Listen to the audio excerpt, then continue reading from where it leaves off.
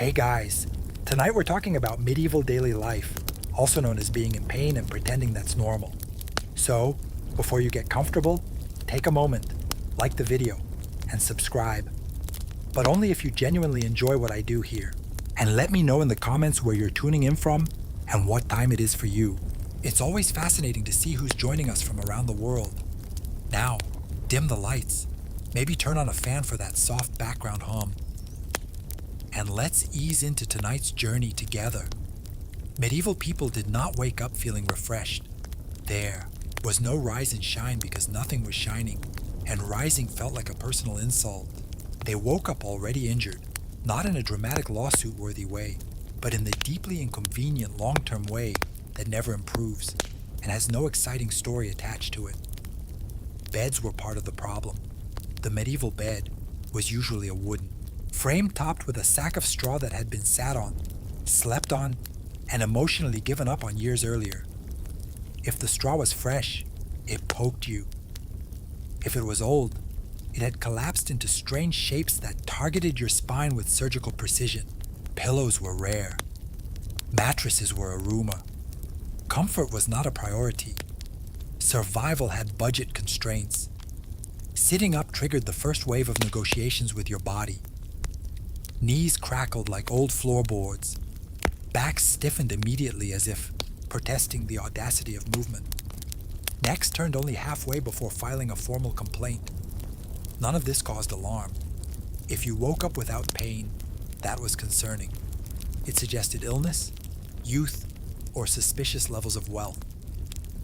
Cold added a special layer of cruelty. Winter mornings meant muscles that felt frozen into place, fingers that refused to cooperate, and joints that responded to movement with sharp reminders of yesterday's poor decisions. That first step out of bed was a gamble. Sometimes your legs held. Sometimes they reminded you that you carried grain sacks yesterday and would be carrying them again today. Whether you liked it or not, pain did not reset overnight. There was no sleep it off, pain stacked like unpaid taxes. Yesterday's soreness joined last week's strain, which teamed up with an injury from years ago that never healed correctly and now made surprise appearances during weather changes. Medieval bodies aged aggressively. By 30, many people moved like modern retirees who had angered their chiropractor. And yet, no one lingered in bed. Staying down didn't reduce pain. It only delayed work. Animals still needed feeding. Fires needed tending. Fields waited patiently. Pain was not a valid excuse. It was simply the default setting. There wasn't even language for chronic pain. There was just life. Nobody asked how you felt because the answer was obvious. Of course you hurt. Everyone did. The only real question was whether you could still stand up and keep going. So medieval mornings didn't begin with coffee or motivation. They began with pain. Familiar, unavoidable, and already penciled into the day's schedule. If medieval mornings began with back pain, they quickly escalated to mouth pain.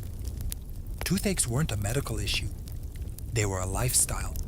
Almost everyone had at least one tooth that hurt constantly, throbbed randomly, or flared up whenever the weather changed, which in medieval times was always.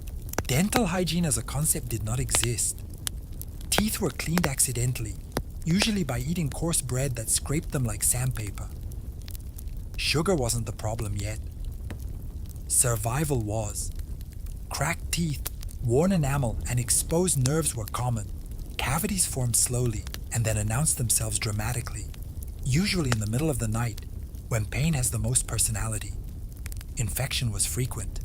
Abscesses swelled under the jaw, creating faces that looked permanently annoyed.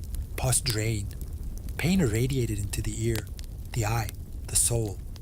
And yet, people carried on because stopping work due to dental pain was considered deeply impractical.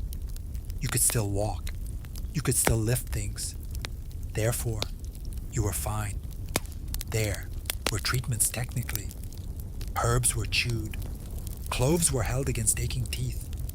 Alcohol was applied generously both to the mouth and to the person. When pain became unbearable, extraction was an option performed by barbers, blacksmiths, or anyone confident enough to own pliers. Anesthesia consisted of holding still and rethinking your life choices. Sometimes the tooth came out cleanly.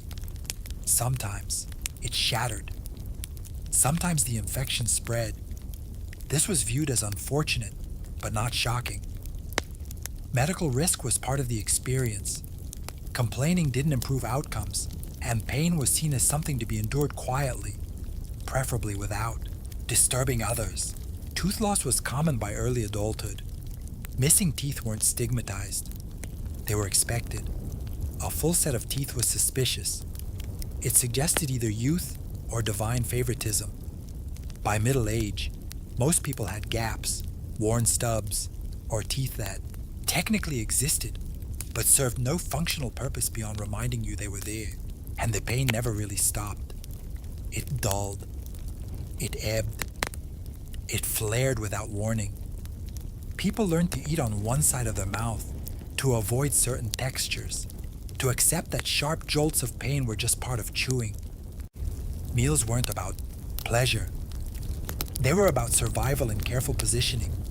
In medieval life, tooth pain wasn't something you dealt with. It was something you incorporated into your personality. After waking up sore and enduring a mouth that felt actively hostile, medieval people placed their feet on the ground and the suffering continued immediately. Feet were the unsung heroes of medieval pain. They carried bodies everywhere all day, on surfaces that ranged from frozen mud to jagged stone, and they received absolutely no gratitude for it.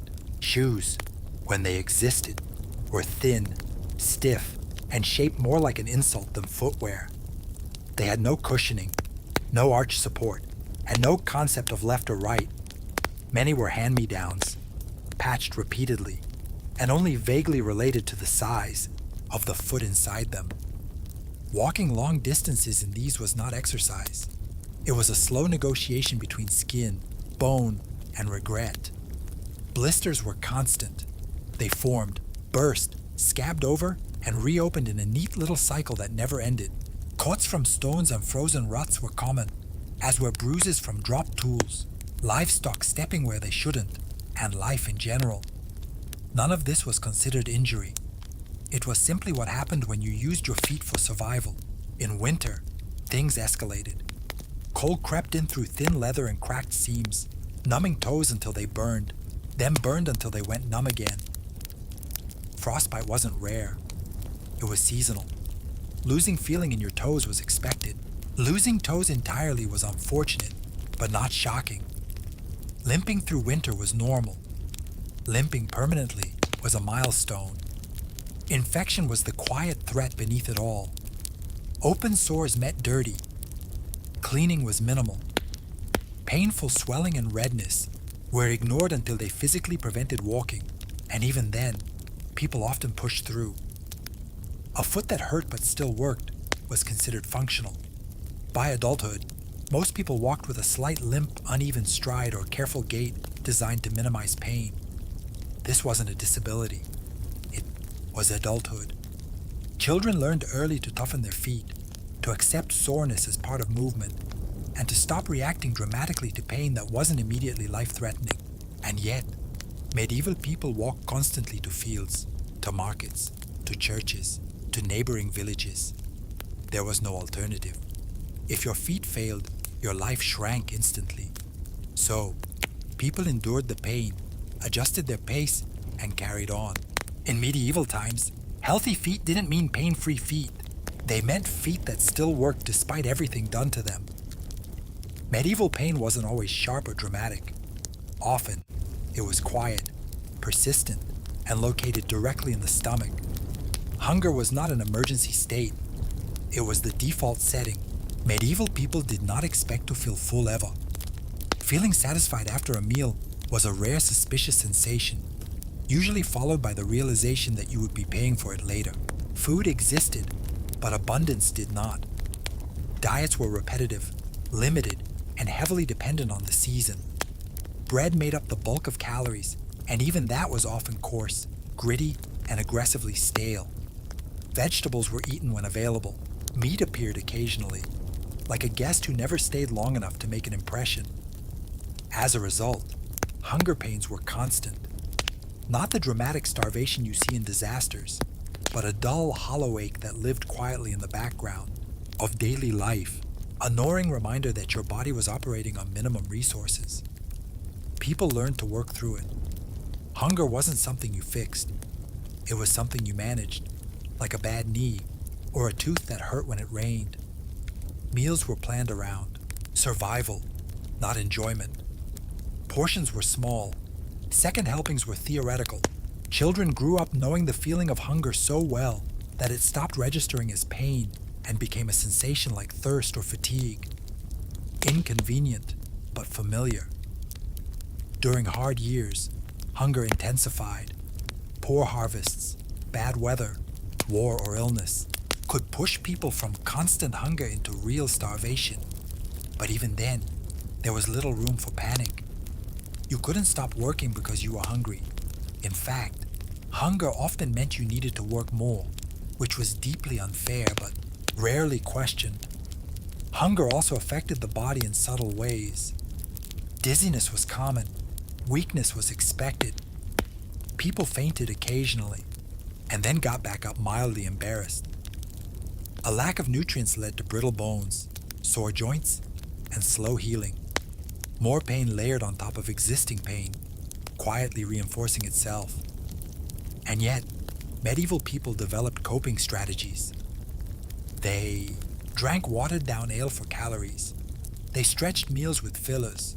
They ate things modern people would politely refuse. Hunger shaped habits, priorities, and even morality. Waste was a sin, not because it was unethical, but because it physically hurt to imagine throwing food away. In medieval life, hunger wasn't a crisis. It was a companion, ever-present, dull, and entirely unremarkable. If hunger was the background, hum of medieval life, back pain was the soundtrack. It began early, escalated quickly, and never truly left. Medieval people didn't develop back pain. They inherited it from childhood like an unwanted family tradition. Work started young. Children carried water, gathered firewood, hauled baskets, and helped in the fields long before their bodies had any business doing so. There was no concept of growing pains. Pain meant you were useful. If a child could lift something, they were expected to lift it repeatedly, daily, and without complaint. By adolescence, backs were already compromised. Spines bent forward slightly from constant labor. Muscles hardened unevenly. Posture adjusted itself around pain, creating new pain in the process. By adulthood, most people moved with the careful efficiency of someone who had learned exactly which motions hurt the least. The work itself was relentless, lifting sacks of grain, carrying water in heavy buckets balanced on yokes, digging frozen soil, threshing, harvesting, stacking, loading. Everything involved bending, twisting, lifting, and holding weight in deeply unhelpful positions. And there were no breaks in the modern sense. You stopped when the light failed, or when your body physically refused to continue, whichever came last. There was no treatment, no stretching routines, no ergonomic advice. If your back hurt, you adjusted your grip, shifted the load, or leaned slightly to one side and hoped that solved it. Sometimes it did, often it didn't. A bad back wasn't diagnosed. It was acknowledged briefly and then ignored. Severe injuries happened. Slipped discs, crushed vertebrae, pulled muscles that never healed correctly. People worked through them because not working wasn't an option. A person who couldn't lift was a burden, and being a burden was more dangerous than pain. By middle age, many people were visibly hunched, not from age alone, but from years of adaptation. The spine learned to curve to protect itself. Pain dictated posture. Pain shaped movement. Pain became the silent architect of the medieval body. And yet, no one thought this was unusual. A straight, pain-free back wasn't the goal. Function was. If you could still carry, bend, and work, even slowly, you were considered healthy. In medieval life, back pain wasn't a condition. It was a proof you had survived long enough to earn it. In medieval life, Injuries didn't announce themselves with drama. They arrived quietly, settled in, and refused to leave. Small cuts, scrapes, splinters, and burns were part of daily existence. So common they barely registered as injuries at all. If you waited for your skin to be unbroken before working, you would never work. Hands were the worst. They were constantly exposed to tools, rough wood, thorns, rope, metal, and the occasional angry animal. Knuckles were cracked, fingers were nicked, palms carried old scars layered on top of new ones, like a personal injury scrapbook nobody asked for. A hand without cuts was either suspicious or belonged to a child who hadn't been useful yet. These wounds didn't heal quickly. Cleanliness was minimal, bandages were improvised, and the idea of keeping a wound sterile had not yet occurred to anyone. Dirt entered cuts daily. So did manure, dust, and whatever else happened to be nearby. Pain flared, subsided, and then returned when the wound was reopened by more work. Burns were equally normal. Cooking over open flames meant scorched fingers, singed arms, and the occasional serious burn when a pot tipped or embers escaped. Burn scars were common and unremarkable. If someone complained about a burn, the usual response was a glance and a nod. Yes, that happens. Infection was the unspoken threat behind every injury. Redness, swelling, warmth, and pain were watched, with mild concern. If the wound still allowed movement, it was ignored. Only when a limb stopped functioning did alarm set in, and by then it was often too late. Amputation existed, but it was drastic, dangerous, and often fatal in itself. Most wounds simply lingered. They scabbed over, cracked open, scabbed again, and slowly formed scars that thickened the skin and dulled sensation. Pain didn't disappear. It became familiar. People learned which cuts hurt worse in the cold, which burned when wet, and which should not be bumped under any circumstances. Children learned early not to cry over small injuries. Crying didn't fix the cut, and attention was better saved for emergencies. A scraped knee earned sympathy for about 3 seconds. Then it was time to keep moving. In medieval times, wounds weren't treated as temporary setbacks. They were long-term companions, and pain was simply the body reminding you that you were still using it. Medieval cold wasn't just uncomfortable, it was invasive. It didn't stop at the skin. It moved inward, settled into joints, and made itself at home. Cold-induced pain wasn't an occasional problem. It was a seasonal identity. Houses offered very little protection. Walls leaked air, roofs leaked snow, and fires were small, smoky, and never quite enough. When winter arrived, fingers stiffened first, then toes, then ears, noses, and anything else that stuck out into the world with unfortunate confidence. Numbness was common. Burning pain followed. People learned to accept both without comment. Cold pain showed up in stages. At first, there was the sharp sting, fingers aching as they worked in freezing air, skin cracking until it bled. Then came the dull ache, a deep soreness in joints that never fully warmed again. Knees protested, wrists throbbed. Old injuries resurfaced like ghosts with unfinished business. Frostbite wasn't rare or dramatic. It was quiet. Skin went pale. Sensation faded. Sometimes it returned. Sometimes it didn't. Losing feeling in a finger was annoying. Losing the finger itself was unfortunate, but survivable. People adapted. Gloves were crude. Mittens were better, but rare. Most warmth came from movement, which was painful in its own way. Cold also amplified every existing ache. A bad back hurt more. Old cuts throbbed. Tooth pain intensified because of course it did. Winter was when the body reminded you of everything you'd ever done wrong. And unlike today, there was no waiting it out indoors. Work continued.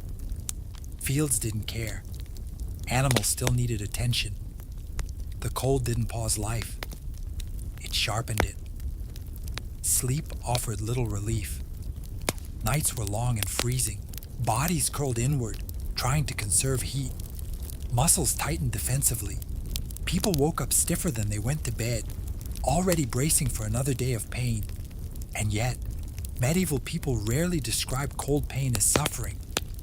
It was simply winter. Complaining about it was like complaining about gravity. Everyone experienced it. Everyone endured it. Those who didn't adapt didn't last. In medieval life, cold wasn't something you avoided. It was something you lived inside. And the pain it caused wasn't exceptional. It was expected, seasonal, and quietly accepted as part of being alive. For medieval women, pain wasn't an occasional visitor. It was scheduled, and nothing on that schedule compared to childbirth. This was not a dramatic once-in-a-lifetime ordeal. It was a recurring event, expected, unavoidable, and approached with the same resigned attitude as winter or taxes. There was no anesthesia, no pain relief worth mentioning, no emergency backup plan that didn't involve prayer. Childbirth happened, at home on straw, surrounded by women who had survived it themselves and therefore considered screaming entirely reasonable but medically irrelevant. Labor was long, hours or days of pain, exhaustion, and uncertainty, all while fully conscious and deeply aware that this was one of the most dangerous moments of your life. Complications were common. Hemorrhage, infection, tearing, all normal risks. Survival was never guaranteed, and everyone involved knew it. And yet this wasn't framed as extraordinary suffering. It was framed as fate. Women were expected to endure childbirth the way men were expected to endure war or hard labor. Pain was part of duty. Complaining didn't make it shorter, safer, or less fatal. So, there was little point. What followed was equally unforgiving. Recovery was brief or non-existent. Within days, sometimes hours, women were back on their feet, tending fires, feeding animals, caring for other children. The body barely had time to understand what had happened before being told to continue functioning. Pain lingered. Pelvic injuries, chronic discomfort, weakness, and complications that never healed properly were common. These weren't treated as medical issues. They were accepted as the price of survival and motherhood. A woman who moved carefully or slowly after childbirth wasn't injured. She was normal. The emotional toll existed too, though it wasn't discussed. Fear, grief, exhaustion, and loss were wrapped tightly in silence. Infant mortality was high. Many women experienced repeated births and repeated losses. Pain wasn't just physical, it was cumulative. And yet childbirth remained routine. It was talked about practically, not emotionally. Instructions were passed down. Stories were shared without dramatics. Pain was acknowledged, but not centered. It was something you endured because there was no alternative. In medieval life, childbirth pain wasn't a crisis. It was an expectation. And surviving it didn't mean you were healed. It meant you were needed again immediately. Once childbirth was over, or even when it wasn't, medieval women returned to another recurring feature of daily life: menstrual pain. This wasn't a monthly inconvenience managed with rest, heat, and medication. It was something you worked through quietly while pretending nothing unusual was happening. There was no real concept of privacy. Houses were small, shared, and busy. Work did not stop because of cramps, fatigue, or blood loss. Fields still needed tending. Food still needed cooking. Children still needed watching. If you were upright and breathing, you were expected to function. Pain during menstruation was common and understood, but not accommodated. Cramps were expected. Back pain intensified. Weakness and dizziness happened. Some women fainted. This was considered inconvenient but not alarming. You were helped up, given a moment, and then expected to continue. Hygiene was practical, not comfortable. Women used cloths, rags, moss, or whatever absorbent material was available. These had to be washed, reused, and hidden discreetly. Leaks happened. Stains happened. Shame happened. Pain was physical, but embarrassment added its own quiet layer of suffering. Medical explanations ranged from unhelpful to deeply suspicious. Menstruation was often seen as a necessary release of excess blood. Pain was sometimes interpreted as imbalance, weakness, or moral failing, none of which resulted in effective treatment. Remedies included herbs, rest if possible, and prayer if not, and rest was rarely possible. Women worked bent over, lifting, kneeling, carrying weight, all while their bodies were already under strain. Menstrual pain didn't pause life. It blended into it, becoming another sensation layered beneath hunger, fatigue, and cold. There was also no clear permission to talk about it. Pain was acknowledged indirectly, in knowing looks and brief comments, but rarely discussed openly. Complaining too much was frowned upon. Endurance was praised. Silence was expected. Over time, women learned to read their own bodies with precision. Which days would be worse, how to pace movement, when to push through, and when to slow slightly, without drawing attention. Pain management was self-taught and invisible. In medieval life, menstrual pain wasn't medicalized. It wasn't treated. It wasn't centered. It was endured quietly, repeatedly, and without apology. Because pain, like everything else, was simply part of being useful. If medieval bodies could speak, their joints would be the loudest complainers, and they would have earned it. Pain wasn't something that appeared later in life after decades of work.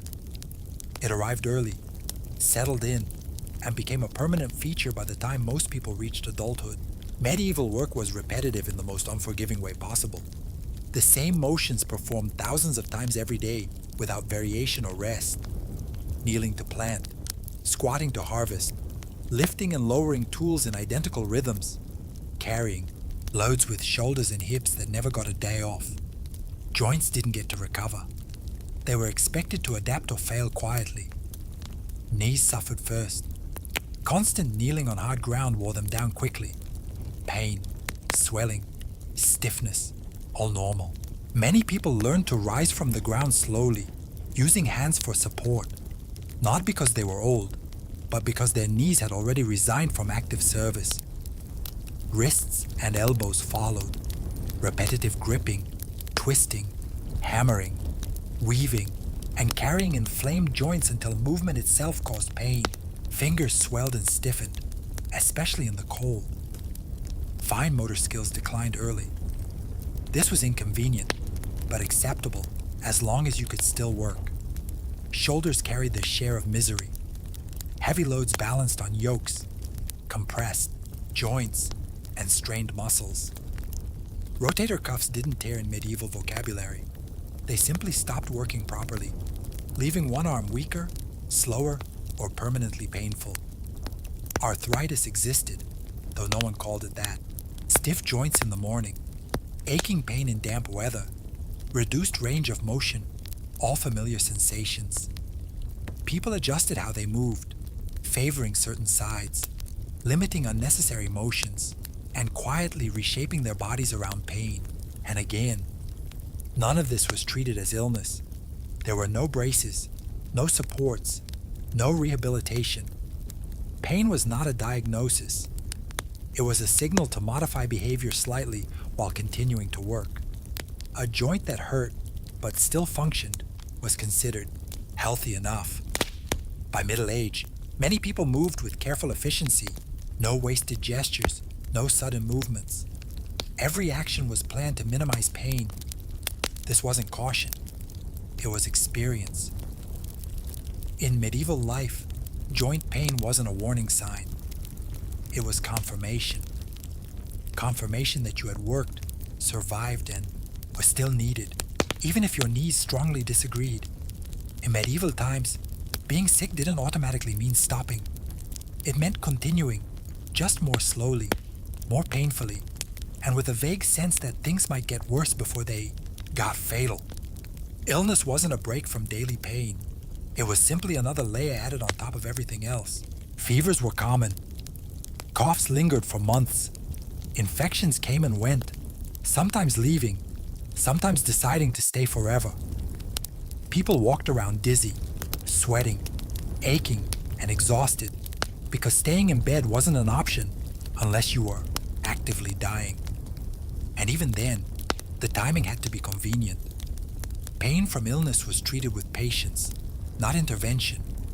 Headaches were endured. Body aches were ignored. Stomach pain was unfortunate but expected. Parasites caused cramps, weakness, and malnutrition. Yet were considered an unpleasant fact of life rather than a medical emergency. You didn't have worms. You were alive, which apparently implied worms.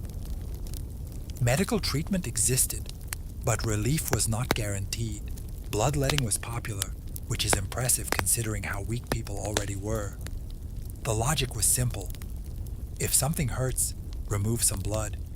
This rarely helped, but it did add a new pain to distract from the old one, which may have been the goal. Herbal remedies were used carefully and repeatedly. Some helped slightly, some did nothing. Some made things worse. Since pain was already normal, figuring out whether a treatment worked was difficult. If you survived, it was considered effective. Infectious diseases caused deep lingering discomfort. Joints ACHD, muscles burned, breathing hurt, skin erupted, in rashes or sores. People worked through it until they physically couldn't. At that point, neighbors stepped in, not out of charity alone, but because letting someone die meant losing labor. Children learned early that illness wasn't an excuse. A sick child was a quiet child. A quiet child was assumed to be coping. Only extreme symptoms prompted concern. Otherwise, sickness blended into the background of daily pain like hunger or fatigue, and recovery was rarely complete. Many illnesses left behind permanent weakness, joint pain, or breathing problems. People didn't expect to return to full health. They expected to return to functionality. In medieval life, illness wasn't about comfort or care. It was about endurance. Pain didn't mean something was wrong. It meant you were still here. Sleep in medieval times was less about rest and more about temporary unconsciousness. It happened when exhaustion finally won, and it ended the moment. Discomfort reasserted control. A full night of uninterrupted sleep was not a goal. It was a rumor. Beds, as mentioned earlier, were not allies. They were surfaces you tolerated. Straw shifted. Wooden frames creaked. Lumps appeared where no lumps had existed before. If you slept well, it was mostly because your body had given up arguing. Waking up sore wasn't a sign of a bad night. It was proof you had slept at all. Nighttime brought its own collection of aches. Cold seeped in as fires died down. Muscles tightened defensively. Old injuries took the opportunity to remind you they were still employed. People woke frequently, not refreshed, but repositioning slowly, carefully, so as not to anger anything important. Noise didn't help. Animals moved. Wind rattled walls. Other people snored, coughed, or talked in their sleep. Privacy was non-existent. Silence was accidental. If you slept through the night, it meant you were either extremely tired or extremely lucky, neither of which lasted. And then there were nighttime obligations. Fires needed tending. Animals needed checking. Babies cried. Sick family members needed watching. Sleep was fragmented into pieces that never quite added up to rest. People learned to operate permanently tired, their bodies moving on habit rather than energy. The result was constant low-grade pain, headaches from poor sleep, muscle aches from incomplete recovery. Joints stiffened further without proper rest. Fatigue magnified every other pain. Hunger hurt more. Cold cut deeper. Injuries throbbed louder. There was no concept of sleep hygiene, no advice about posture, pillows, or consistent schedules. The body adapted the only way it could, by lowering expectations. People learned to function while tired, to make fewer movements, to conserve energy instinctively, to accept that being exhausted was the baseline. Children grew up watching adults operate this way and assumed it was normal because it was. You didn't expect to feel rested. You expected to feel capable enough to keep going. In medieval life, sleep wasn't restorative. It was survival's pause, button. And waking up aching wasn't a failure. It was confirmation that you'd made it through another night. Medieval people didn't separate emotional pain from physical pain. There was no neat distinction between what hurt in the body and what hurt in the mind. It all arrived together, tangled up, and generally settled somewhere in the chest or stomach. Stress was constant. Survival depended on weather, harvests, health, and the moods of people with swords and authority. Anxiety didn't come with a label. It came as tight muscles, shallow breathing, headaches, stomach cramps, and a persistent sense that something bad was probably about to happen, because often it was. Grief was everywhere. Death wasn't rare or shocking. It was routine. Children died. Spouses died. Friends disappeared quietly. People mourned but briefly. There was work to do. Mouths to feed and no space for extended emotional collapse. Grief didn't get processed. It got carried, and carrying it hurt. Fear also lived in the body. Fear of famine. Fear of illness. Fear of punishment. Fear of losing what little you had. This fear showed up as clenched jaws, tense shoulders, restless sleep, and digestive problems that never fully resolved. Medieval people didn't say they were anxious. They said they felt unwell, heavy, or weak. Sadness wasn't discussed openly. Expressing emotional pain too loudly was seen as indulgent or disruptive. Strength meant so feelings stayed inside where they did what feelings always do when ignored. They found physical outlets. Headaches were common. Chest tightness was common. Stomach pain without clear cause was common. None of this was diagnosed. It was accepted as part of the human condition. If you could still work, the pain was considered manageable. Religion shaped how emotional pain was interpreted. Suffering was often seen as meaningful or instructive. Pain could be a test, a lesson, or a reminder of humility. This didn't make it hurt less, but it gave it a framework which sometimes mattered more than relief. People coped quietly through routine, through repetition, through small comforts, warmth near the fire, familiar food, familiar faces. There was no expectation of happiness. There was only stability, and stability was precious. In medieval life, emotional pain didn't announce itself dramatically. It manifested physically, subtly, persistently, and like every other ache, it was carried forward because stopping wasn't an option. In medieval society, pain wasn't just tolerated, it was expected. More than that, it was often framed as useful. Enduring pain quietly was considered a sign of strength, discipline, and moral character. Complaining too much, on the other hand, suggested weakness, self-indulgence, or a troubling lack of gratitude for being alive at all. This attitude shaped how people experienced pain. If something hurt, the first question wasn't, "How do we fix this?" It was, "Can you still work?" If the answer was yes, then the pain was officially classified as acceptable. Pain that interfered with duty mattered. Pain that didn't was your own responsibility. Religion reinforced this mindset. Suffering was rarely random in medieval thinking. Pain could be a test, a punishment, a reminder of humility, or a way to earn spiritual merit. This didn't mean people enjoyed pain. It meant they were taught to interpret it. A sawback wasn't just a sore back. It was part of your role in the world. Tooth pain wasn't unfair. It was character building. Apparently, this belief system had practical consequences. People were less likely to seek relief even when it existed. Taking time to rest could feel morally questionable. Enduring discomfort became a habit, then a virtue. You didn't want to be known as someone who avoided work because of pain. That reputation stuck.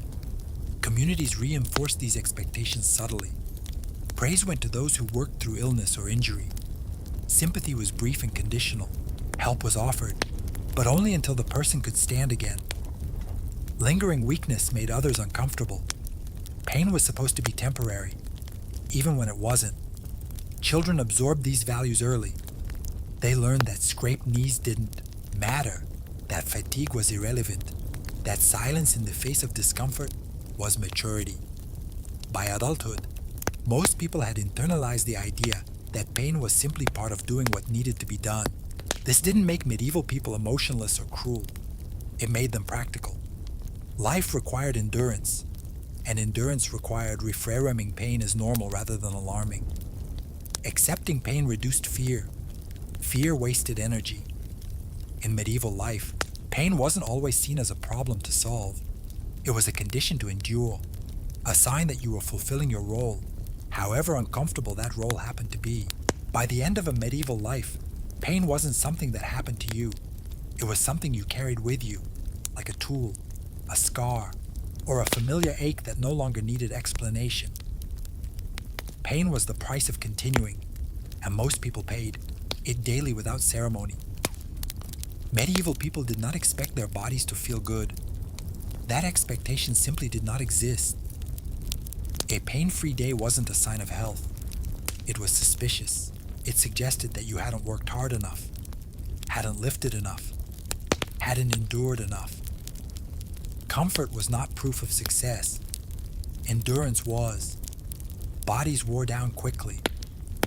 By what we would now call middle age, many people moved carefully, spoke less about their aches, and conserved energy instinctively. They didn't complain because complaining didn't change the outcome. Pain was predictable. It followed work, cold, hunger, illness, and time. You planned around it, adjusted your movements, and kept going. What's striking isn't that medieval people suffered. It's that they normalized it so thoroughly. Pain didn't dominate their identity. It didn't stop the day. It simply existed alongside everything else. People laughed, worked, raised families, argued, prayed, and hoped, all while hurting. Modern people often imagine medieval life as unusually brutal, and in many ways, it was. But medieval people didn't experience their pain as a constant emergency. They experienced it as the cost of being alive in a demanding world, a world that required strength, adaptability, and the ability to endure discomfort without collapsing under it. That doesn't mean medieval people were tougher in some heroic sense. They had no alternative. Pain management wasn't a choice. It was a skill learned early and practiced daily. If you couldn't endure pain, life ended quickly. Those who survived weren't fearless. They were accustomed. And perhaps that's the most uncomfortable realization. Medieval pain wasn't dramatic. It was mundane. It was woven into routines, habits, and expectations. It shaped bodies and minds quietly, without spectacle. So when we look back and wonder how people lived like that, the answer is simple and unsettling. They didn't know any other way. In medieval times, pain wasn't a failure of the system. It was the system. And survival meant learning to live inside it one ache at a time. By the middle of the 13th century, the Mongol conquest had reached their natural limits. For decades, armies on horseback had thundered across Eurasia, flattening cities, toppling dynasties, and rewriting maps with terrifying speed. Entire regions learned the sound of hooves before they learned the names of their new rulers. But conquest, like fire, eventually consumes what it can. Once the borders stopped expanding, the Mongol world faced a different challenge: how to rule what they had taken. What followed surprised almost everyone. Instead of endless chaos, a kind of brutal order emerged. Roads were repaired, borders stabilized. Banditry was crushed with ruthless efficiency. The same empire that had once terrorized cities now had a vested interest in keeping them alive and productive. Trade routes that had been dangerous for centuries suddenly became safer than they had ever been. Merchants who once traveled armed to the teeth now moved under the protection of Mongol law, carrying silk, spices, silver, and ideas across thousands of miles. This was not peace in the modern sense. Executions were swift, punishments severe, and rebellion met with annihilation. But within those harsh boundaries, predictability ruled. The Mongols valued order above sentiment. If taxes were paid and loyalty maintained, daily life could continue with minimal interference. Farmers farmed, artisans worked, scholars debated, traders traveled. Compared to the fragmented warfare of earlier centuries, this stability felt almost miraculous. The Mongol rulers understood something most medieval states struggled with. An empire lives or dies on communication. They built and expanded a vast relay system of roads and stations, allowing messengers to cross continents in days rather than months. Orders flowed outward from imperial centers, and information flowed back just as quickly. For the first time in history, Eurasia functioned like a single, if loosely stitched, political space. Fear still lingered, of course. The memory of destruction was fresh, and Mongol authority rested on the unspoken reminder of what happened to those who resisted. Yet fear alone cannot sustain an empire. What truly defined this period was utility. The Mongols did not care what gods you worshipped, what language you spoke, or what clothes you wore, as long as the system worked. That indifference, paradoxically, created space for exchange. The storm had passed. In its wake stood roads instead of ruins, caravans instead of armies, and a century-long pause in large-scale warfare across much of Eurasia. It was an uneasy calm built on violence and enforced by power, but it was calm, nonetheless, and within that calm, the world began to move in new ways. The Pax Mongolica did not exist by accident. It was engineered through law, discipline, and an unforgiving sense of order. At the heart of Mongol rule was a legal framework, often referred to as the Yasa, a body of decrees attributed to Genghis Khan and expanded by his successors. It was not a gentle system, nor was it especially flexible, but it was consistent. And in a medieval world where justice often depended on local lords' bribes or bloodlines, consistency alone was revolutionary. Crime under Mongol rule was treated as a threat to the entire system. Theft, banditry, and fraud were punished harshly, often with death. This was not cruelty for its own sake. It was policy. Merchants had to trust that their goods would reach distant markets intact. Messengers had to know they could cross mountains and deserts without being robbed. The Mongols understood that fear, carefully applied, could eliminate the everyday violence that strangled trade elsewhere. Local elites were largely left in place, provided they cooperated. Governors, princes, and city officials continued to rule their populations, but now they answered upward to Mongol overlords. This reduced resistance and ensured that regional customs survived while ultimate authority remained firmly centralized. If a region paid its taxes and followed imperial orders, it was mostly left alone. If it failed, the response was swift and unforgettable. One of the most striking features of Mongol administration was its religious tolerance. Unlike many medieval empires, the Mongols showed little interest in converting their subjects. Buddhists, Muslims, Christians, and shamans all lived under the same imperial umbrella.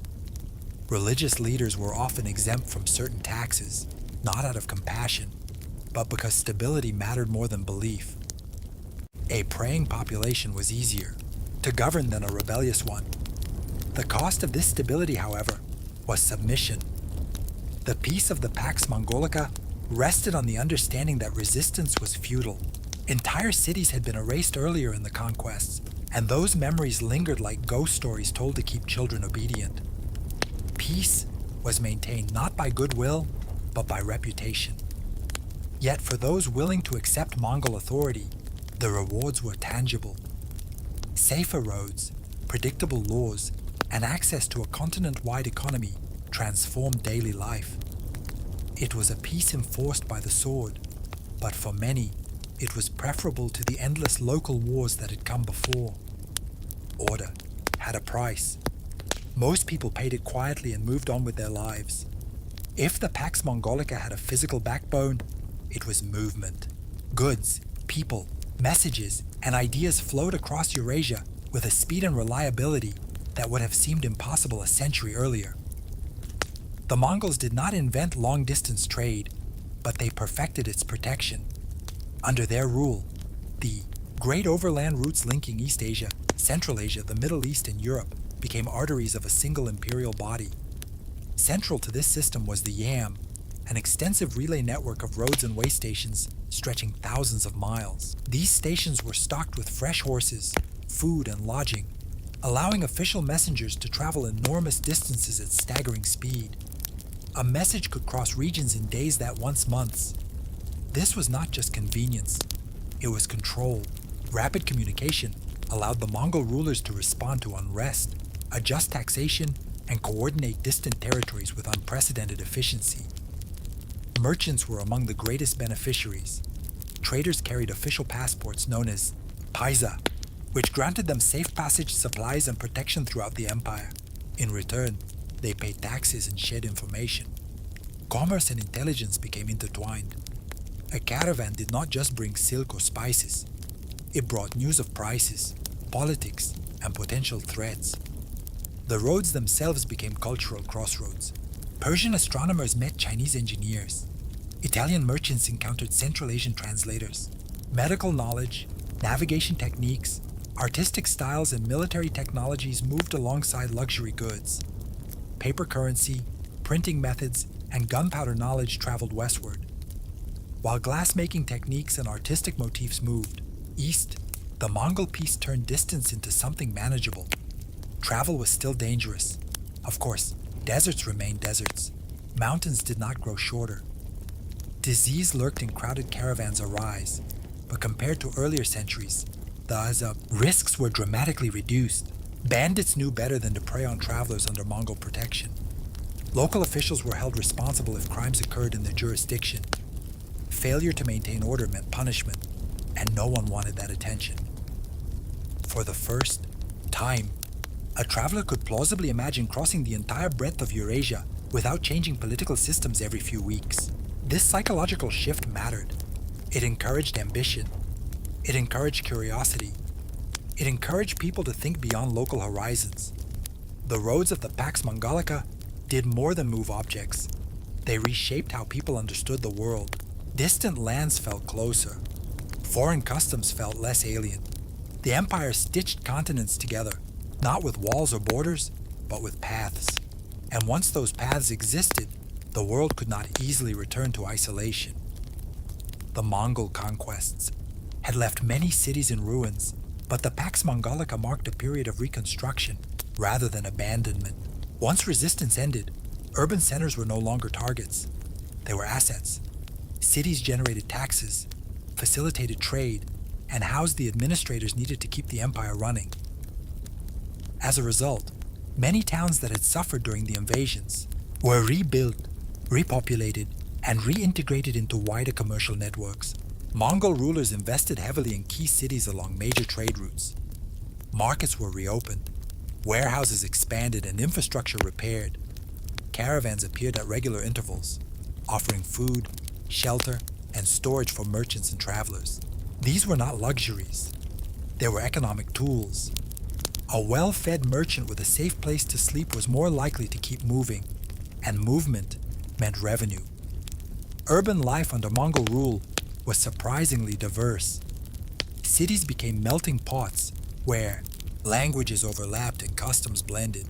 A single marketplace might include Chinese silk sellers, Persian financiers, Armenian craftsmen, and Italian traders, all operating under the same legal framework.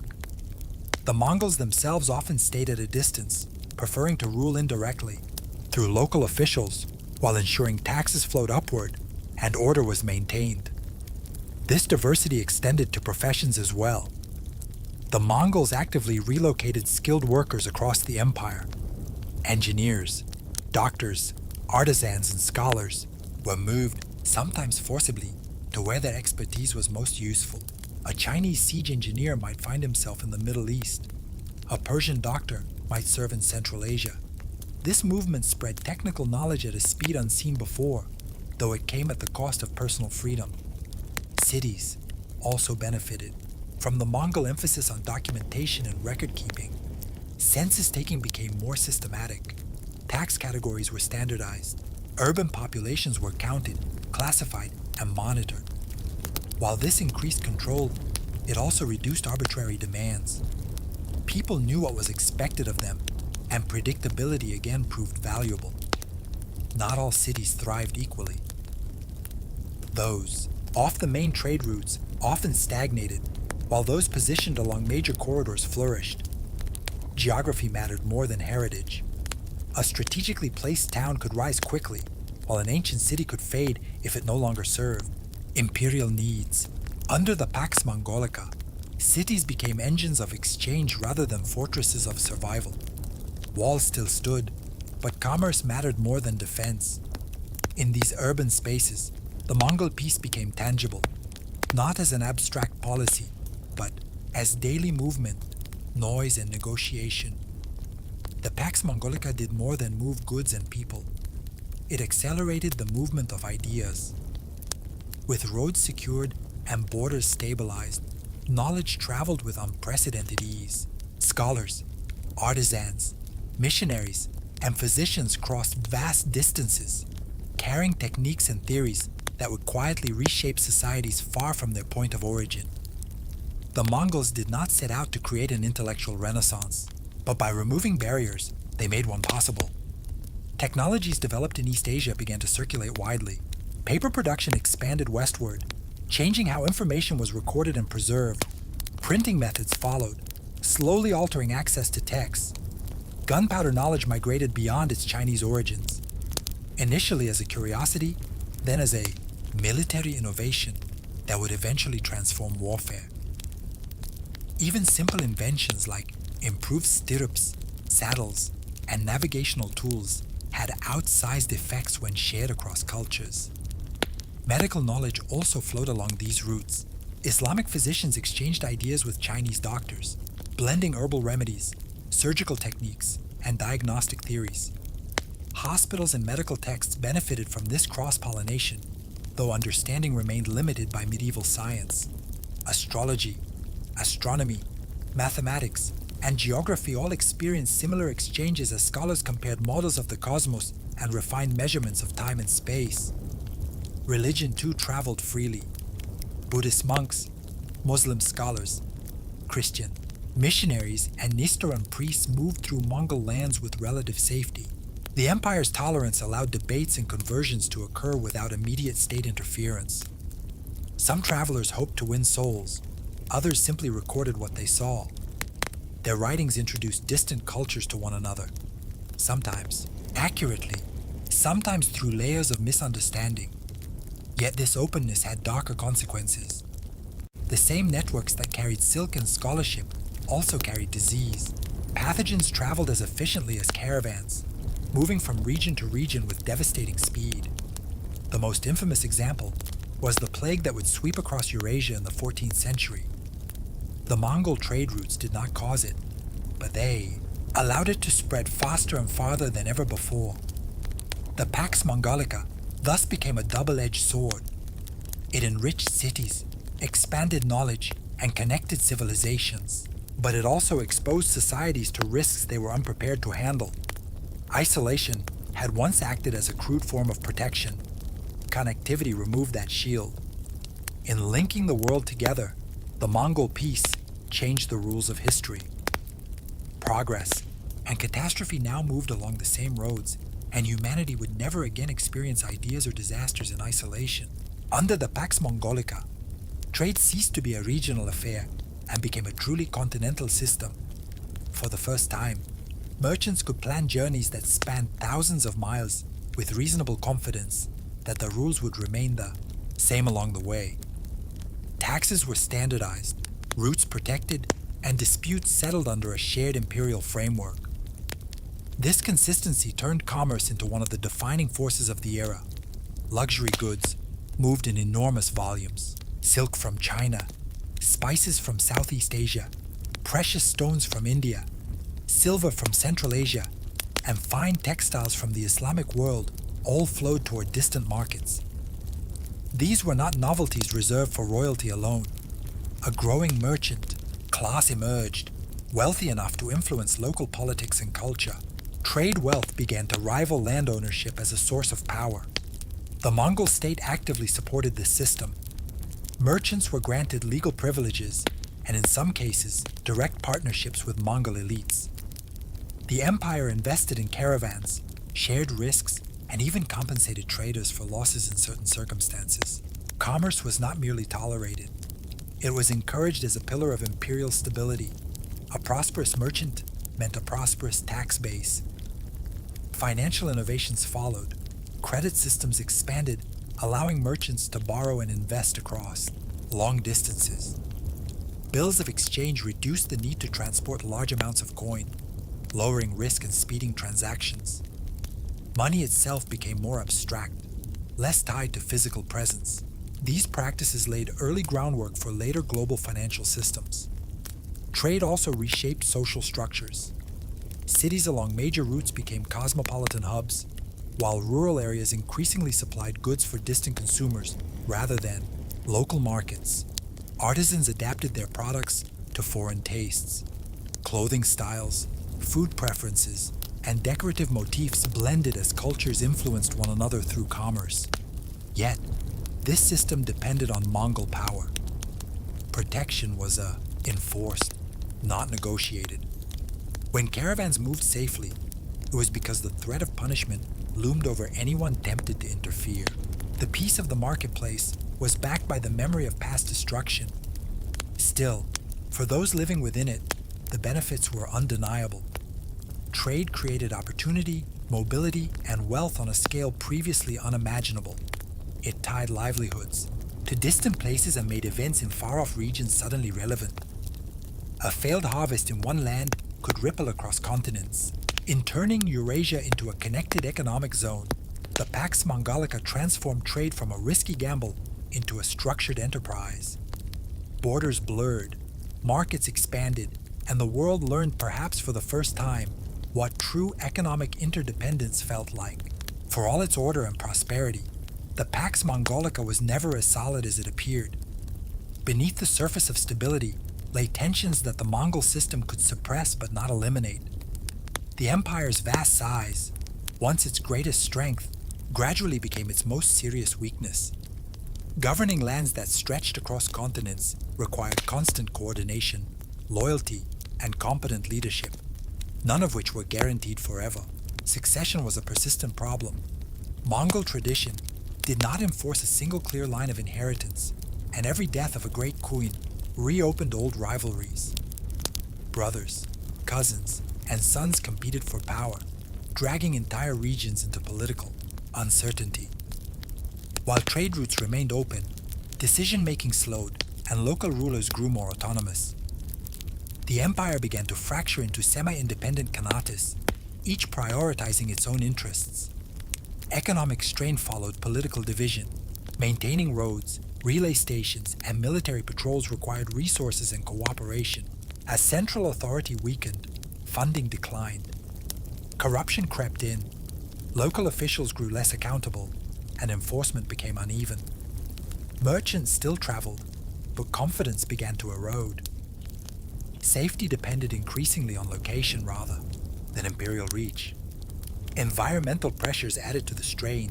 Climate fluctuations affected pasture lands and agricultural output, undermining the nomadic foundations of Mongol power. Famine and resource shortages increased internal tensions, especially among elites accustomed to abundance. An empire built on movement struggled when movement became harder to sustain. Disease compounded these problems.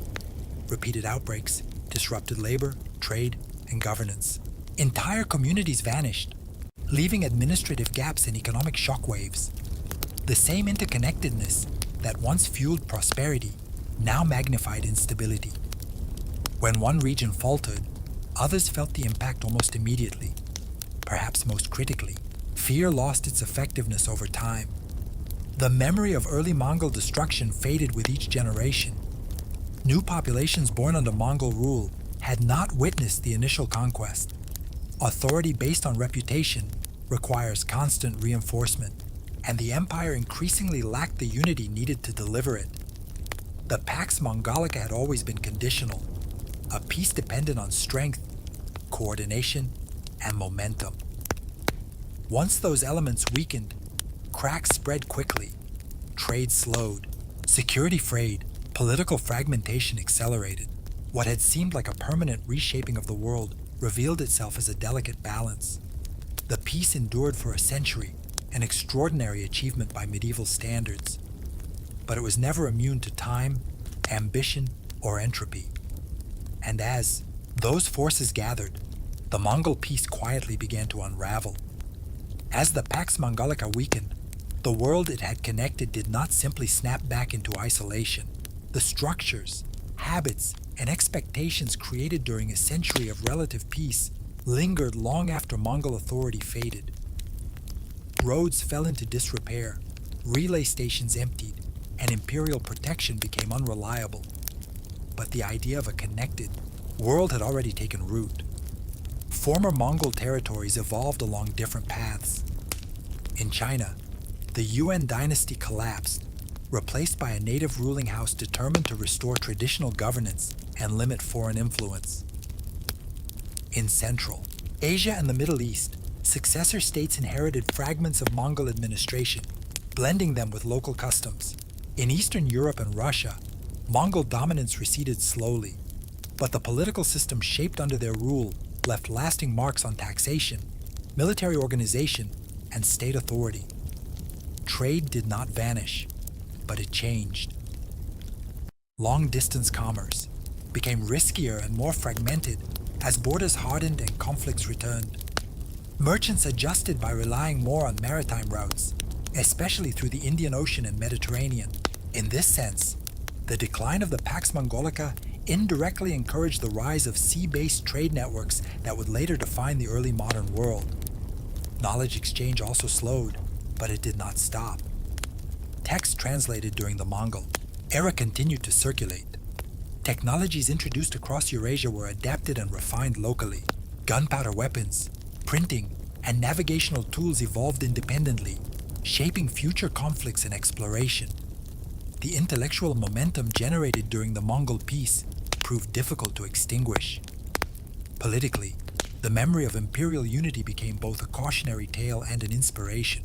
Rulers recognized the advantages of centralized authority, standardized law, and protected trade.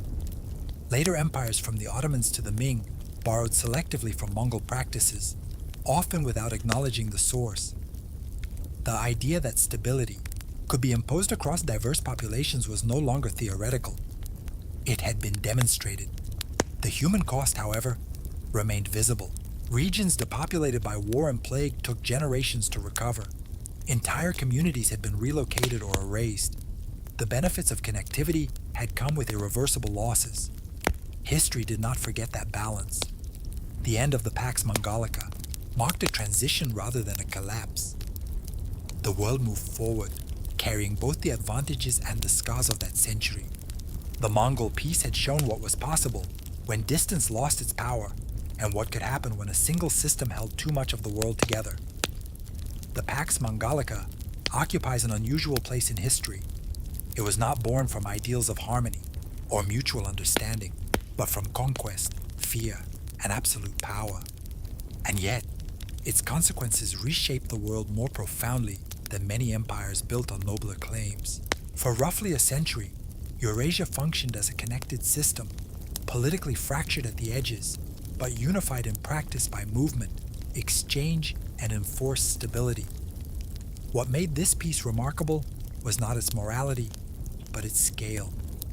Never before had so much territory operated under a single framework of security and law. Never before had a merchant, scholar, or traveler been able to cross continents with such relative consistency. The Mongols did not erase cultural differences. They bypassed them. Language, religion, and custom mattered less than obedience to the system. That indifference, harsh as it was, created space for interaction rather than exclusion. The Pax Mongolica also exposed a fundamental truth about globalization long before the word existed. Connection amplifies everything. Wealth spreads faster. Ideas multiply more quickly. So do instability, disease, and inequality. The Mongol world revealed that integration is powerful but fragile. When the central force weakens, the consequences ripple outward just as efficiently as prosperity once did. Later generations would struggle to interpret this legacy. Some remembered only destruction, associating the Mongols with fire and massacre. Others recognized the deeper transformation, a turning point where the world briefly behaved as a single stage. Both views are correct. The peace enabled exchange precisely because it followed unparalleled violence. The roads were safe because resistance had been crushed. Yet, history does not measure outcomes by intention alone. The Mongols did not plan to accelerate technological diffusion, reshape global trade, or prepare the ground for future empires and explorations. They did so anyway. Europe's gradual awakening to the wider world, Asia's expanding networks, and the eventual rise of global commerce all carried traces of this century of motion. When the Pax Mongolica ended, the conditions that sustained it vanished, but the yad-dahe, memory of what had been possible, did not. The idea that continents could be linked, that knowledge could move freely, and that distance could be conquered had entered human imagination for good. In that sense, the Mongol peace never truly disappeared. It survived as an echo, quiet, unsettling, and transformative, reminding the world that even the harshest empires can leave behind unexpected pathways forward.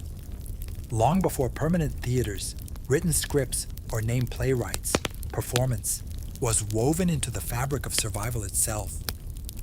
In early civilizations, to perform was not to entertain, but to participate in the unseen forces believed to govern the world. Movement, rhythm, voice, and costume were tools used to communicate with God's ancestors and natural powers. A performance was not something you watched, it was something you joined. In prehistoric and early historic societies, communal rituals often followed the cycles of nature. Harvests, floods, eclipses, births, and deaths. These moments demanded explanation and control, and performance filled that role. Chants synchronized breathing and belief. Dances mimicked animals, storms, or celestial movements. Masks erased individual identity, allowing performers to become spirits, deities, or mythical ancestors. The goal was transformation, not applause. There was no clear division between performer and audience. Everyone present shared responsibility for the ritual's success. If rain failed to come or illness spread, the failure was collective. Performance functioned as a social glue, reinforcing shared values, shared fears, and shared hopes. To refuse participation was not boredom, it was defiance. Early performances were also political, even before formal states existed. Leaders often presided over rituals, positioning themselves as intermediaries between the human and divine realms. Authority was reinforced through spectacle. When a chief led a ceremony or wore sacred regalia, power became visible, embodied, and unquestionable. Performance taught people where they belonged in the social order. Memory played a crucial role. Without widespread writing, stories were preserved through repetition and dramatization. Myths were not recited flatly. They were reenacted. Heroes were embodied. Battles were danced. Moral lessons were sung into the body, not written onto a page. Performance was education. History and theology rolled into one. Crucially, these early forms of performance were communal experiences of emotion. Fear, grief, joy, and hope were expressed publicly and ritually rather than privately and silently. The community learned how to feel together in a world without theaters. Performance did not need architecture. It needed belief, bodies, and rhythm. Only later would performance separate from ritual and become something to observe rather than inhabit. But its origins remained sacred, collective, and deeply human. Born not from leisure, but from the need to understand and survive the world.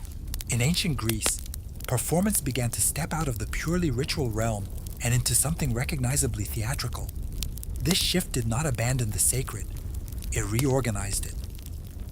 Drama emerged from religious festivals dedicated to Dionysus, the East's god of wine, transformation, and ecstasy. What had once been communal chants and processions slowly crystallized into structured performances, complete with actors, choruses, and audiences seated in vast open-air theaters. Greek tragedy was never casual entertainment. Attendance was a civic duty funded by the state and expected of citizens. Entire cities gathered to watch stories drawn from myth, not to escape reality, but to confront it. These plays explored guilt, fate, justice, and the terrifying limits of human agency. Kings fell, families destroyed themselves, gods watched, in silence, and through it all, the audience was asked not to judge from a distance, but to recognize themselves in the suffering on stage. The structure of Greek tragedy reflected its communal origins. The chorus remained central, representing the collective voice of society. It commented, warned, mourned, and questioned, acting as a moral compass that bridled the gap between actors and audience. Individual characters might defy fate, but the chorus reminded everyone of consequence. This was theater as social reflection, not spectacle alone. Mass played a crucial role. With exaggerated expressions and standardized forms, they allowed a single actor to embody multiple roles while also stripping characters of individuality. What mattered was not the personal psychology of the performer, but the universal nature of the story. These were not personal tragedies, they were human ones. Theater architecture reinforced this shared experience. Built into hillsides, Greek theaters were designed so that thousands could see and hear simultaneously. Acoustics were precise. Visibility was democratic. No elite boxes, no hidden corners. Performance unfolded under the open sky with nature itself as part of the stage. Perhaps most importantly, Greek drama introduced the idea that performance could question power. Kings and heroes were shown to be flawed, arrogant, and blind. Divine justice was ambiguous. Moral certainty was rare. In watching these stories, citizens were invited to wrestle with responsibility and restraint. Greek tragedy transformed performance into a public act of collective thinking. It was sacred, political, and emotional all at once. A rehearsal for citizenship staged in stone and sunlight. If Greek tragedy confronted audiences with suffering and fate, comedy attacked from a different angle. Laughter in the ancient world was not harmless. It was sharp, public, and deeply political. Greek comedy, especially in its earliest forms, gave voice to frustration, mockery, and social tension in ways tragedy could not. Where tragedy asked audiences to endure, comedy invited them to laugh at authority itself.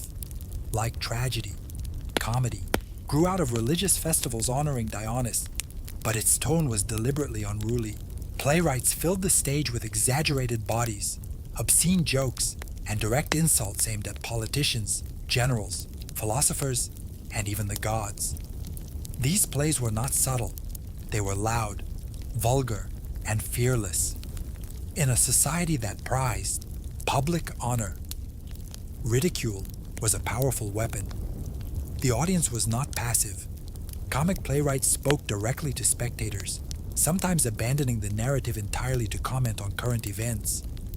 This breaking of the fourth wall created a sense of intimacy and complicity. The crowd was not just watching satire, it was participating in it. Laughter became a form of communal judgment, signaling approval or condemnation in real time. Masks and costumes amplified the effect. Oversized features, padded bodies, and grotesque caricatures turned recognizable public figures into absurd distortions. By exaggerating flaws, comedy stripped authority of its mystique. A general could be reduced to a coward, a philosopher to a fool. For a few hours, hierarchy collapsed under the weight of humor. This freedom, however, was carefully bounded by time and place. Comedy thrived during festivals when normal rules were relaxed. Outside those moments, the same words could be dangerous. Performance created a temporary space where criticism was tolerated, even encouraged before order reasserted itself. Laughter was permitted, but only within the ritual frame. Comedy also served a social function beyond politics. Its Theater addressed everyday concerns: marriage, money, food, sex, and aging. By dramatizing shared anxieties, it normalized them. The audience laughed not just at others, but at themselves. In doing so, tension was released and social bonds strengthened. In ancient theater, comedy proved that performance could be a safety valve.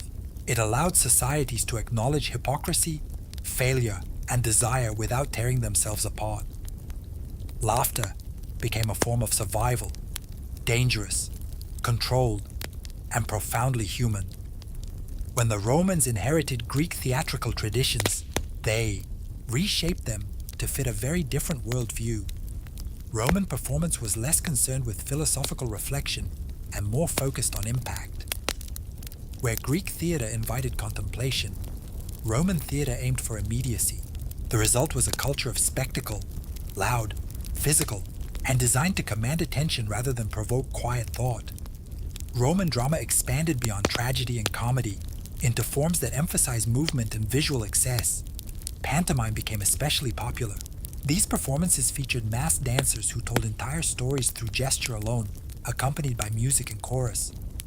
The lead performer played multiple roles, shifting identity through posture and motion. The audience did not need complex dialogue. Meaning was carried by the body. Theaters themselves grew larger and more monumental.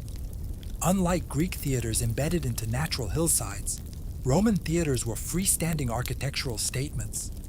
Stone, arches, and towering stage. Facades reminded audiences of imperial power before the performance even began.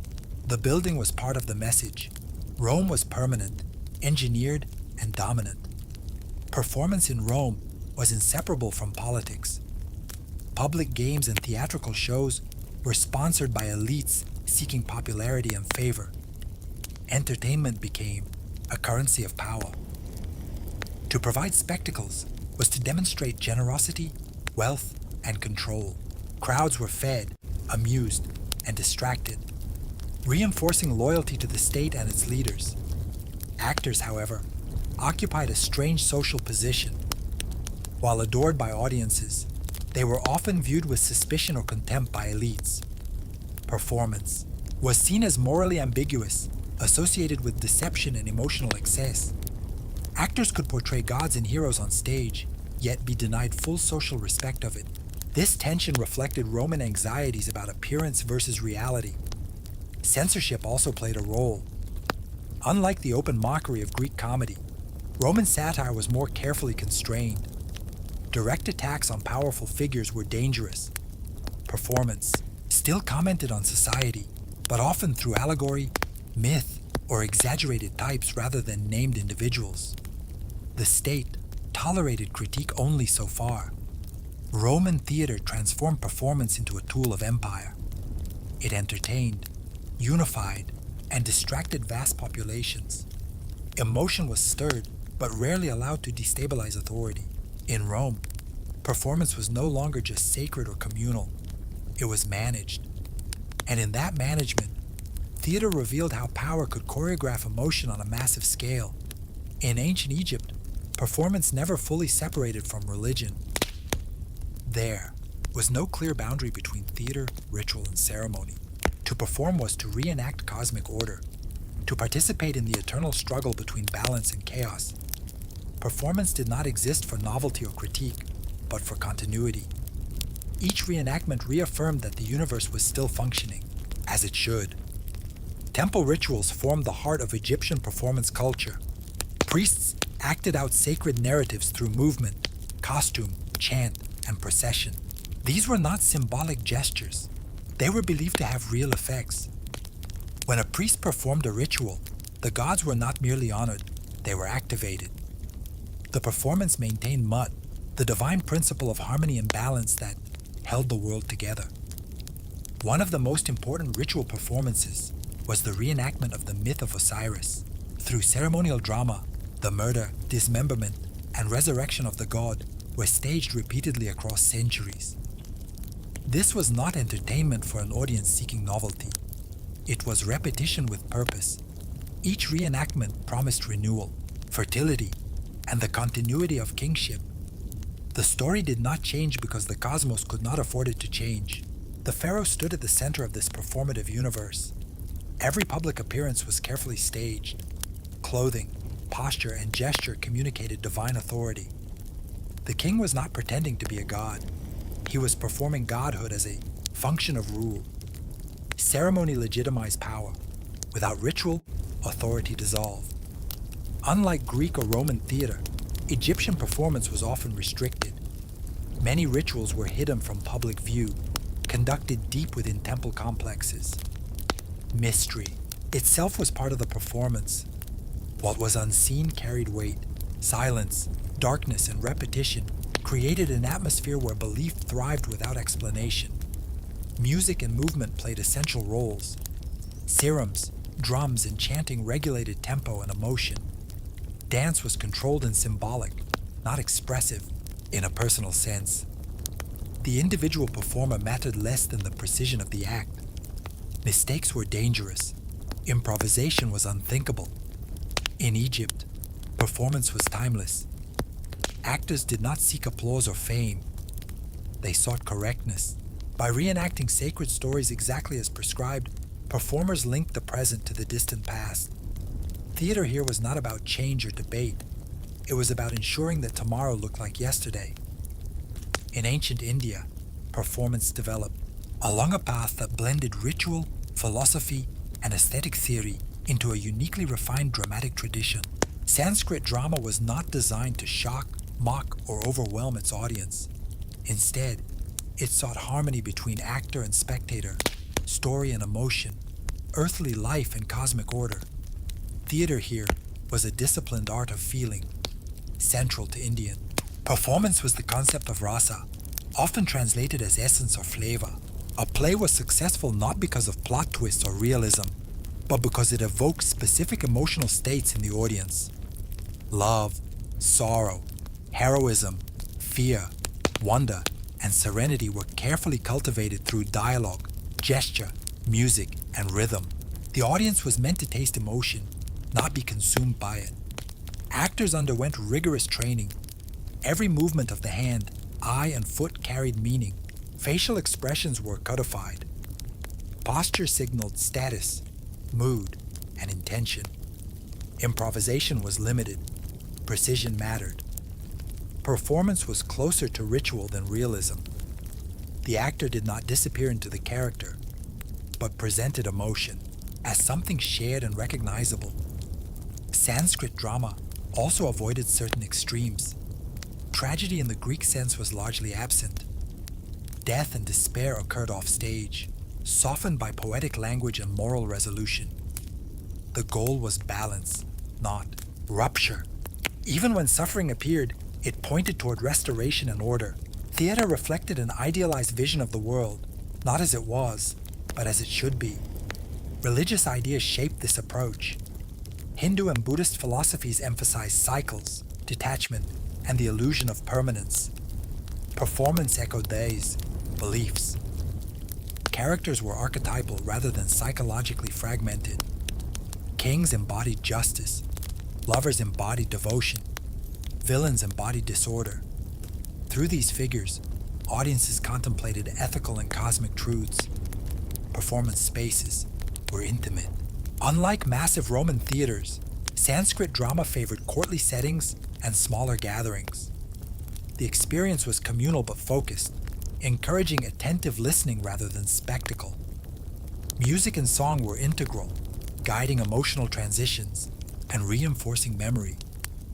In ancient India, theater was a bridge between inner experience and outer expression. It taught audiences how to feel without losing control, how to witness emotion without drowning in it. Performance was not an escape from reality. It was training for understanding it. Across the ancient world, performance relied on the body long before it relied on words. Masks, gesture, posture, and movement formed a shared language that could cross borders of speech and literacy. In societies where many could not read and where audiences were often multilingual, the body became the most reliable storyteller. Performance was seen as something you understood with your eyes as much as your ears. Masks were central to this physical vocabulary. In Greece, Rome, ritual Africa, and parts of Asia, masks transformed performers into something other than human. They exaggerated emotion, erased individuality and allowed a single actor to embody gods, spirits, or multiple characters. The mask did not hide the performer, it elevated them. Once worn, personal identity dissolved and symbolic identity took over. Movement followed strict conventions. A raised arm, a turned head, a measured step could communicate status, intention, or fate. In many traditions, walking itself was codified. Kings moved differently from servants. Gods moved differently from mortals. These rules allowed audiences to immediately recognize relationships and power dynamics without explanation. Performance was legible at a glance. This emphasis on the body also shaped training. Actors were not casual entertainers. They were specialists who spent years mastering control over breath, balance, and expression. Voice projection mattered, but so did stillness. Silence could carry meaning just as powerfully as speech. In ritual contexts especially, restraint signaled authority. Dance occupied a space between theater and ceremony. In Egypt, India, and parts of the Mediterranean, dance told stories that words could not. Myth, cosmology, and moral lessons unfolded through rhythm and repetition. The dancer did not express personal emotion. They embodied shared meaning. Precision mattered more than originality. The audience in turn learned to read these signals. Watching a performance required cultural literacy. Spectators understood when a gesture signaled mourning, when a pause meant divine intervention, when a turn of the body marked betrayal. Performance reinforced shared codes of meaning, reminding communities that they spoke the same symbolic language. In ancient theater, the body was sacred territory. It was disciplined, trained, and transformed into a vessel of meaning. Words could be forgotten or misunderstood. Movement endured. Long before scripts survived on paper, performance lived in muscle memory and ritual repetition, passed from body to body across generations, across ancient civilizations. Theater and performance served a purpose far deeper than storytelling. They functioned as social glue, binding individuals into a shared emotional and moral universe. When people gathered to watch a performance, they were not merely consuming a story. They were participating in a collective act of recognition, affirming who they were as a community and what they believed mattered. Public performance created shared memory. A play seen together became a reference point long after the actors left the stage.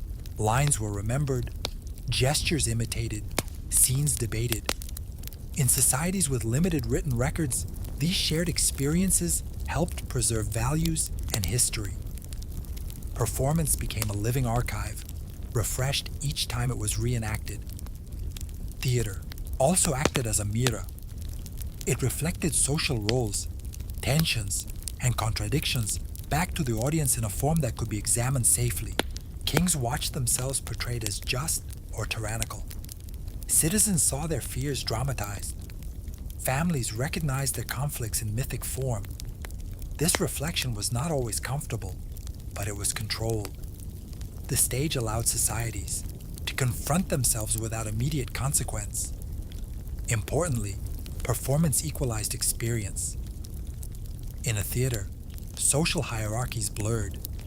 Elites and commoners sat within sight of one another, reacting to the same moments. Laughter, silence, and grief spread through the crowd collectively. For a few hours, emotional experience overrode status. This did not erase inequality, but it temporarily suspended it. Performance also taught emotional regulation. Ancient societies understood that unchecked emotion could be dangerous. Theater provided a sanctioned outlet for grief, anger, desire, and fear. Tragedy allowed sorrow to be felt deeply, but resolved symbolically. Comedy released tension through laughter.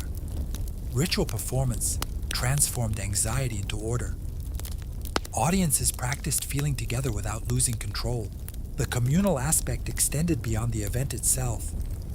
Festivals structured calendars. Performances marked seasons, victories, and transitions. Participation signaled belonging. To attend was to affirm membership in the community. to understand. The performance was to understand the culture. In this way, ancient theater was not passive reflection. It was active maintenance. It reinforced norms, tested boundaries, and reminded people that they were part of something larger than themselves. Performance did not merely depict society, it helped hold it together. By the end of antiquity, performance had become more than a moment shared in time.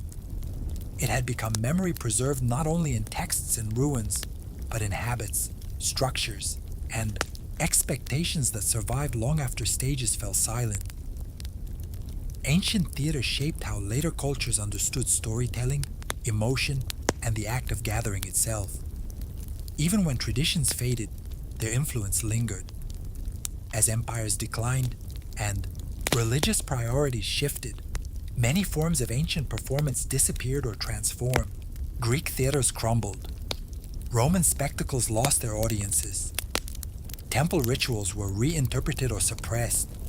Yet the idea that stories could be embodied, staged, and shared publicly did not vanish. It adapted. Medieval religious drama, court, performances, and later theatrical traditions all carried traces of ancient practice. Even when their creators no longer remembered the source, what endured most strongly was the communal expectation. Performance remained something meant to be witnessed together. The separation between performer and audience became more defined, but the emotional contract remained. Spectators still gathered, still reacted collectively, still recognized themselves in stories told by others. The ancient understanding that performance was a shared experience, not a private one, proved resilient. The sacred dimension also survived, though often in altered form. Ritual drama gave way to morality plays, mystery cycles, and symbolic reenactments of religious narratives. Emotion continued to be structured and guided through performance, echoing older traditions where theater trained people how to feel, grieve, celebrate, and endure. Ancient performance also left behind a vocabulary of space. Theaters, stages, and viewing areas continued to shape architecture. Even modern performance spaces inherit assumptions about sightlines, acoustics, and audience focus that were first tested in stone amphitheaters and temple courtyards. Perhaps most importantly, ancient theater established performance as a way of preserving identity. Stories repeated across generations became anchors in times of change. Through reenactment, communities remembered who they had been and who they aspired to be. Performance allowed the past to remain present, not as static memory, but as lived experience. In the ancient world, theater was sacred, political, and communal all at once. Its legacy is not confined to history. Every time people gather to watch a story unfold together, they echo a practice that once shaped entire civilizations. Socrates did not look like a philosopher, and that was part of the problem. In a city that prized appearance, status, and public performance, he stood out by refusing all three. He walked barefoot through the streets of Athens, dressed in the same worn cloak day after day, indifferent to comfort and openly dismissive of wealth. His face was famously unattractive, his posture awkward, his manner blunt. Nothing about him suggested wisdom in the way Athenians expected it to appear. Yet this unimpressive figure had a habit that unsettled everyone he encountered.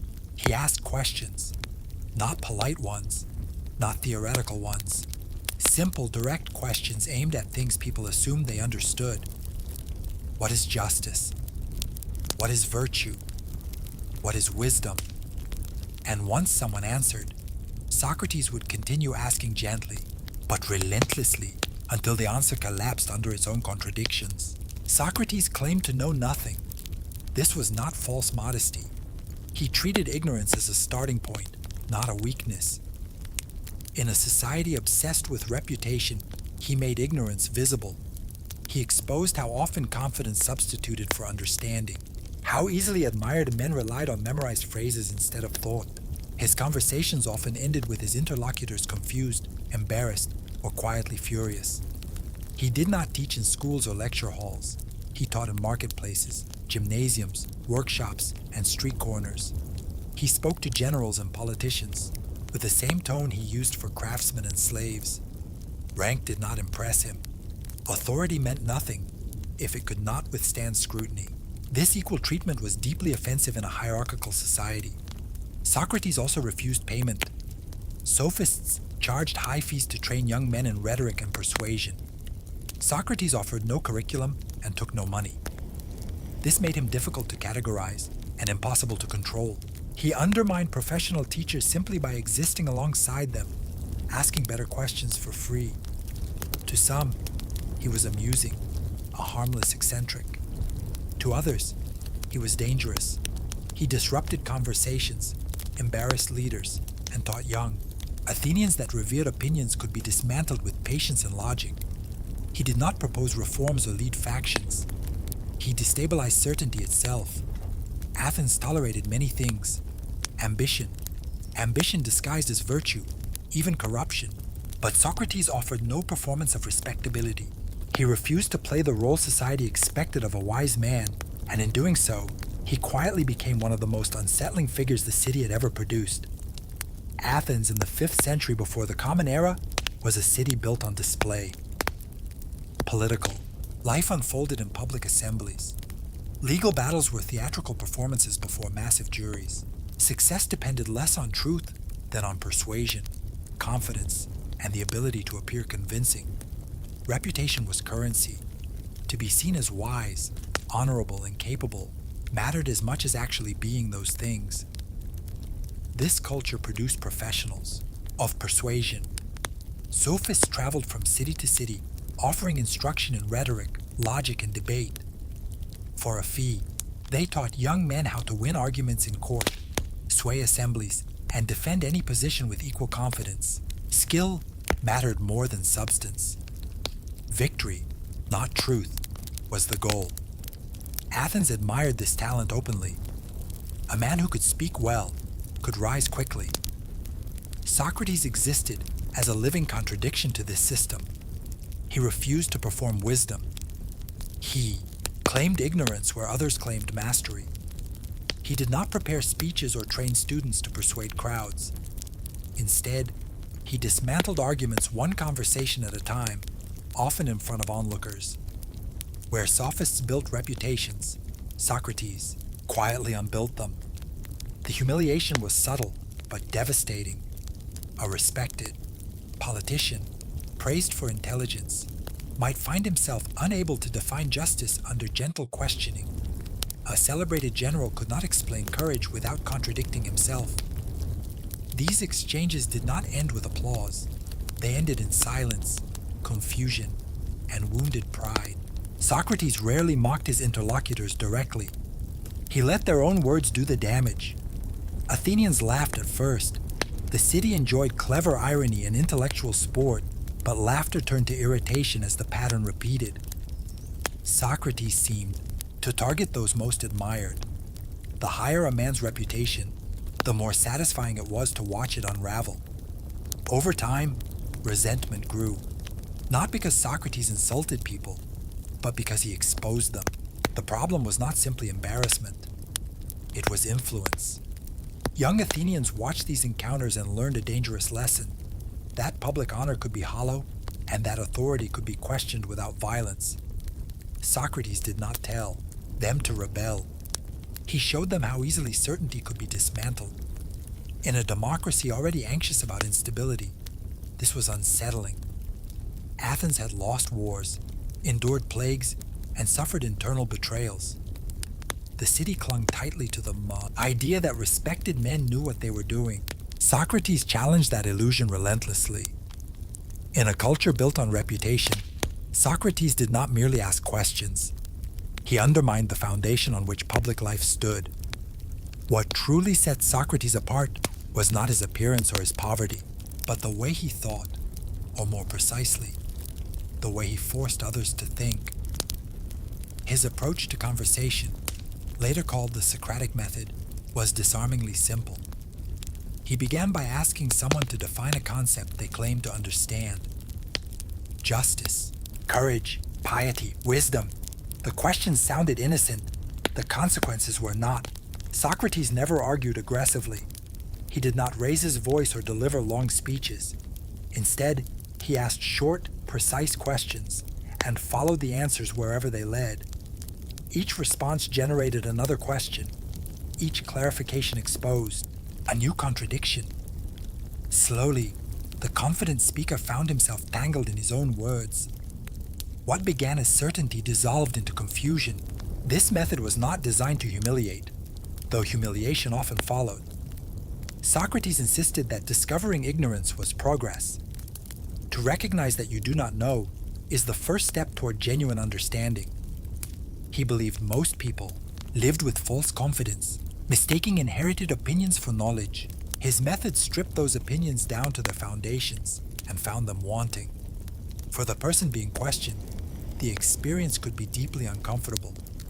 Reputation collapsed in public. Answers that once impressed audiences now sounded empty. Socrates offered no replacement doctrine, no final definition to cling to. He ended conversations in uncertainty, not resolution. Many found this infuriating. A man who takes away your certainty without offering comfort is rarely loved. To Socrates, however, this discomfort was ethical. He believed unexamined beliefs led to injustice, arrogance, and moral failure. A society that rewarded confidence over understanding was dangerous. His questioning was a form of moral surgery, painful but necessary. If it hurt, that meant it was working. The method also revealed a deeper threat. It treated all participants as intellectually equal. Kings, generals, artisans, everyone was subject to the same logical standards.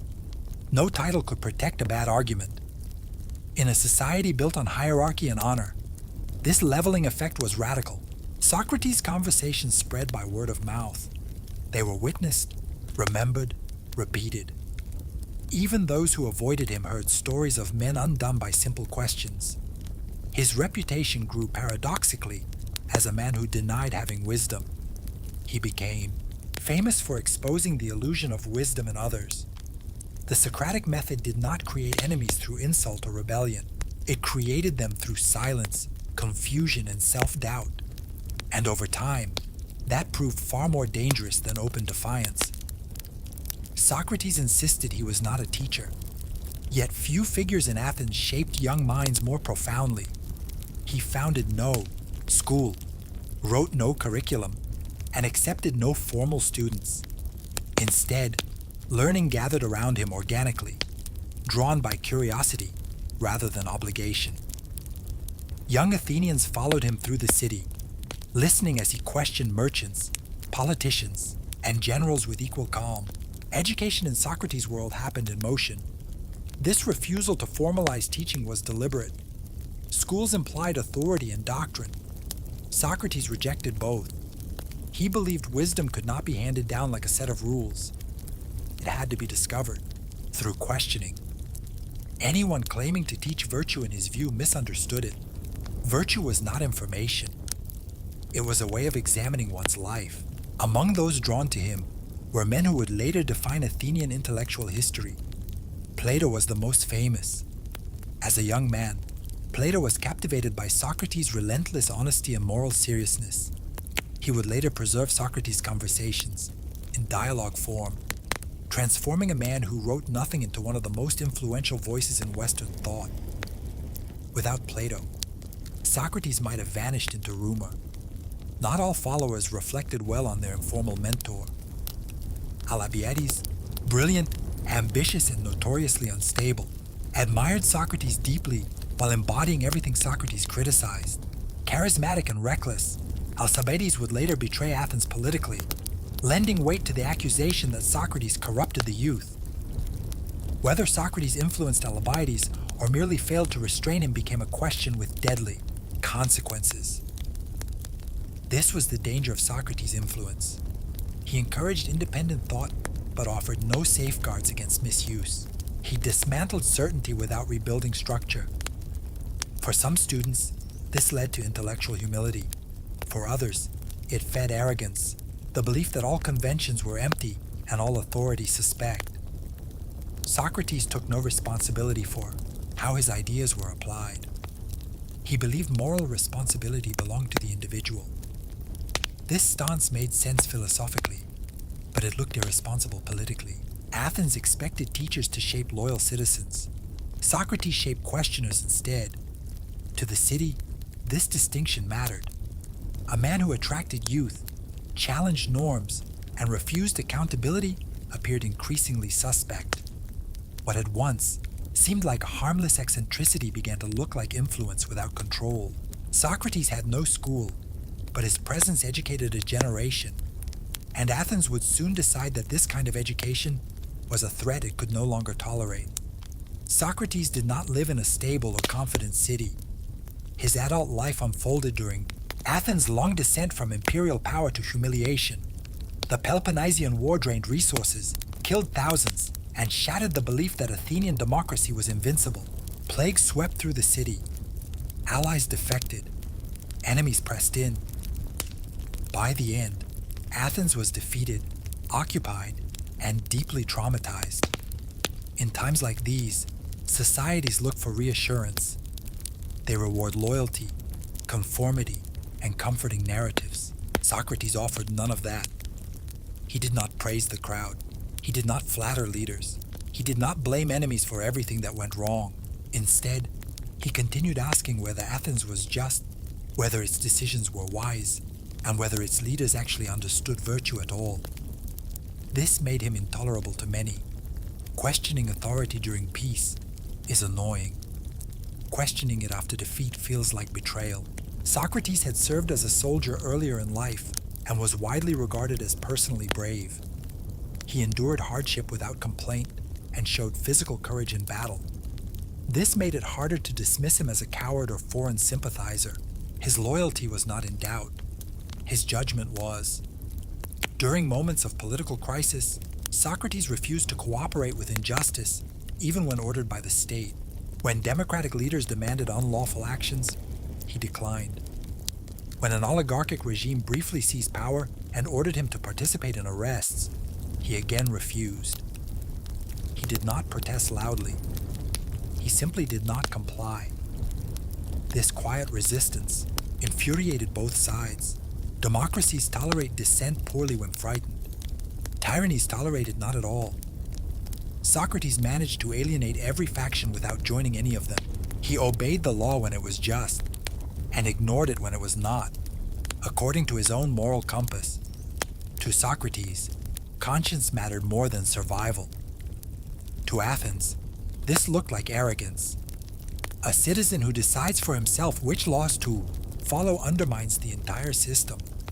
In a city struggling to reassert control after chaos, this kind of moral independence felt dangerous. By the time peace returned, Athens was eager to restore order and identity. Old wounds were still open, memories of betrayal lingered, and Socrates, still walking barefoot and asking uncomfortable questions, became an easy symbol of disorder, a reminder of doubt in a city desperate for certainty. The war had ended. The patience for Socrates had not survived it. The case against Socrates did not begin with a single outrage. It accumulated slowly, built from years of irritation, embarrassment, and fear. By the time formal charges were brought, the city had already decided that something had to be done. The trial would not determine whether Socrates was dangerous. It would determine whether Athens could tolerate him any longer.